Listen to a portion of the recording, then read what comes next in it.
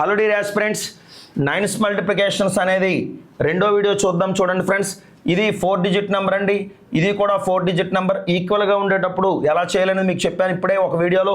మళ్ళీ ఈ వీడియోలో చెప్పేది ఏంటంటే చూడండి ఫ్రెండ్స్, 1023 అండి, 1023.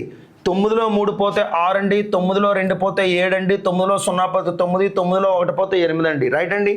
అట్లాగే చూడండి ఫ్రెండ్స్, 5688 రైట్ అండి.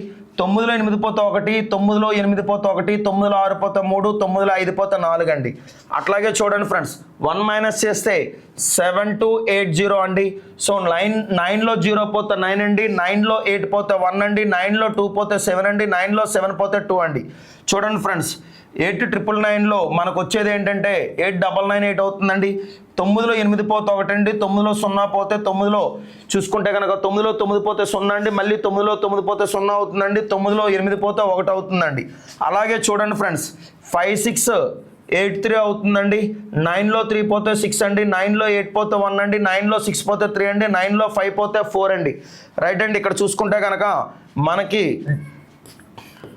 చూడండి ఫ్రెండ్స్, 1 సపరేట్ చేస్తే 9998 వచ్చిందండి.